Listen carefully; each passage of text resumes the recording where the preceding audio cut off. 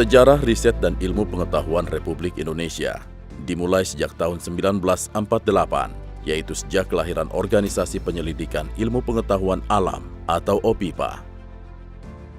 8 tahun kemudian, lahirlah sebuah lembaga riset bernama Majelis Ilmu Pengetahuan Indonesia atau MIPI. Lembaga ini lahir atas permintaan Presiden Soekarno kepada Sarwono Prawiro Harjo yang kemudian menjabat sebagai Ketua MIPI. Sarwono Prawiro Harjo memiliki banyak andil dalam membangun lembaga keilmuan di Indonesia.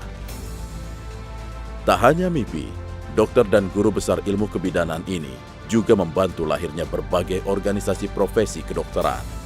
Sarwono dikenal mampu mengembangkan berbagai cabang ilmu pengetahuan, sekaligus memimpin para ilmuwan dalam sebuah harmonisasi ilmiah. Ketika teknologi atom atau nuklir mulai populer, pemerintah Indonesia berusaha mengembangkannya dengan tujuan damai serta kesejahteraan masyarakat. Hal itu diwujudkan dengan pembentukan Dewan Tenaga Atom dan Lembaga Tenaga Atom. Lembaga tersebut kemudian disempurnakan menjadi Badan Tenaga Atom Nasional atau BATAN. Tonggak penting penelitian dan pengembangan tenaga atom lainnya ialah peresmian reaktor atom pertama, yaitu reaktor Triga Mark II di Bandung. Masih terbatasnya ilmuwan pada berbagai bidang teknologi juga menjadi salah satu perhatian besar Presiden Soekarno. Melalui program beasiswa Ikatan Dinas, pemerintahan Presiden Soekarno mengirim ribuan pelajar untuk melanjutkan studi di berbagai negara. Sebuah tonggak dalam perencanaan pembangunan hadir dengan ditetapkannya garis-garis besar pola pembangunan nasional sistem semesta berencana. Di dalamnya terkandung perencanaan IPTEK yang dikenal sebagai Visi IPTEK 1961-1969. Saat itu, Presiden Soekarno menyampaikan bahwa MIPI harus segera diubah menjadi Badan Penelitian Nasional. Menurutnya, lebih baik hanya ada satu lembaga IPTEK tertinggi di Indonesia. Hal ini untuk menghindari tumpang tindih dan pemborosan anggaran. Untuk memperkuat sisi kelembagaan, pemerintah kemudian membentuk Departemen Urusan Riset Nasional atau Durenas yang dipimpin Sujono Junet Pusponegoro. Posisi MIPI kemudian menjadi di bawah naungan Durenas dengan tugas tambahan membangun serta mengasuh beberapa lembaga riset nasional. Sarwono Prawiro Harjo sebagai Ketua MIPI juga diberi tanggung jawab ganda sebagai Deputi Menteri Riset. Sementara itu, pengembangan teknologi kedirgantaraan nasional dimulai dengan dibentuknya Panitia Astronautika oleh Perdana Menteri Juanda. Keberhasilan proyek roket yang melibatkan perguruan tinggi dan militer ini kemudian dilanjutkan dengan membentuk Lembaga Penerbangan dan Antariksa Nasional atau LAPAN.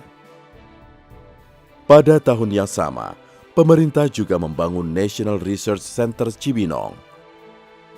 Gunanya untuk mewadahi bermacam fasilitas riset di berbagai bidang ilmu pengetahuan. Perubahan kelembagaan berlangsung dinamis pada pertengahan tahun 60-an. Hal tersebut diawali dengan penggantian dan perubahan status Durenas menjadi Lembaga Riset Nasional atau Lemrenas. Tahun berikutnya, pemerintah membubarkan Lemrenas dan MIPI, lalu membentuk Lembaga Ilmu Pengetahuan Indonesia atau LIPI yang dikepalai oleh Sarwono Prawiro Harjo. Aktivitas riset dan pengembangan IPTEK kembali menggeliat ketika pemerintah menunjuk Sumitro Joyo Hadikusumo sebagai Menteri Negara Riset.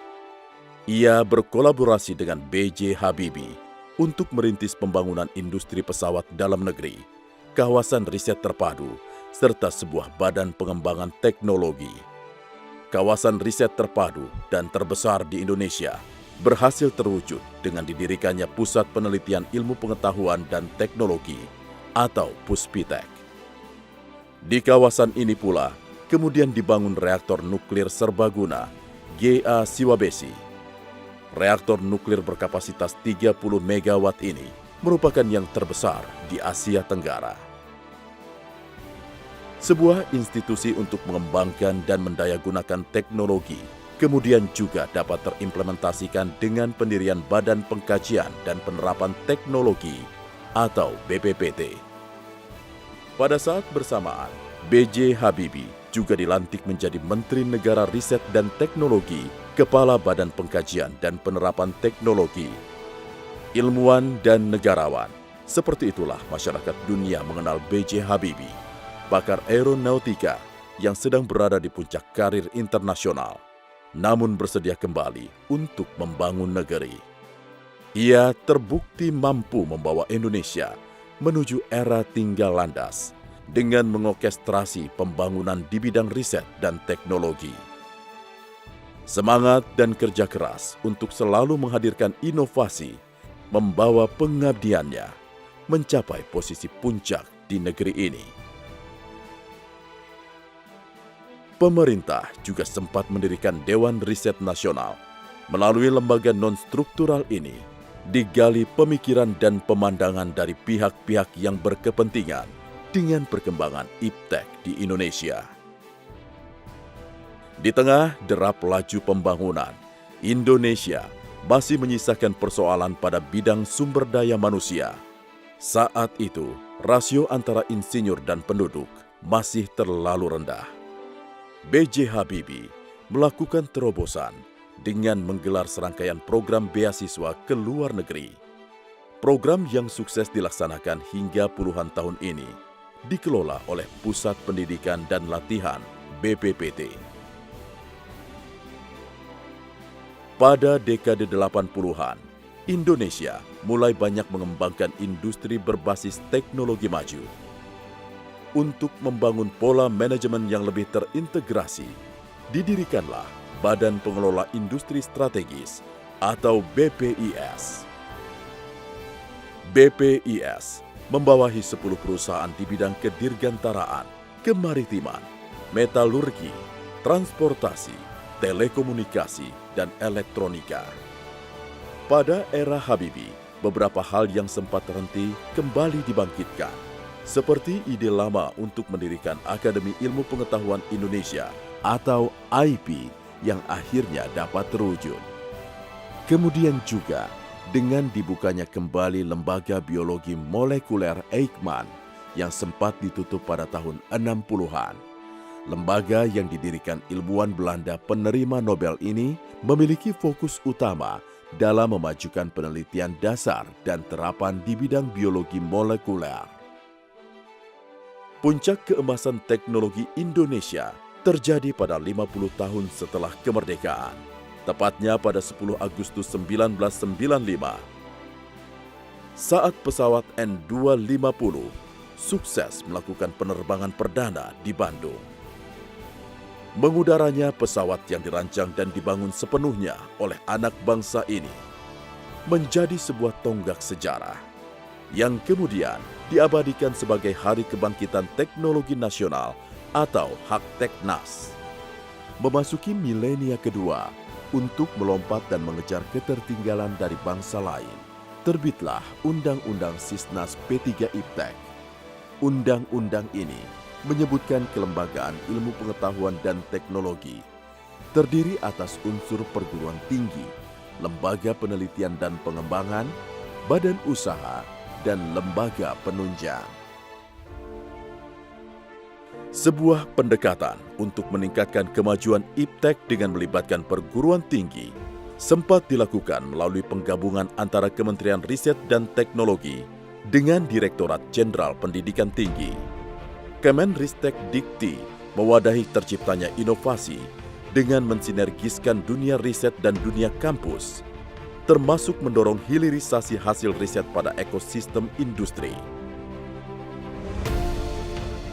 5 tahun berselang, lahir Undang-Undang Sisnas Iptek sebagai pengganti undang-undang yang terbit di tahun 2002. Undang-undang baru ini mengamanatkan pembentukan Badan Riset dan Inovasi Nasional atau BRIN.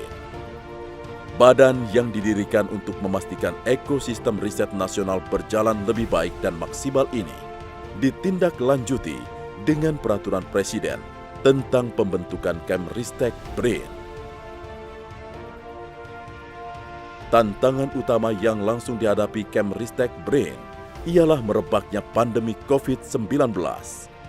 Sebagai respon, dibentuklah Konsorsium Riset dan Inovasi COVID-19.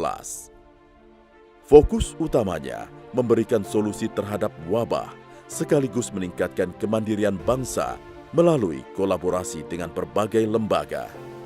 Produk inovasi yang hingga kini terus dikembangkan ialah vaksin merah putih.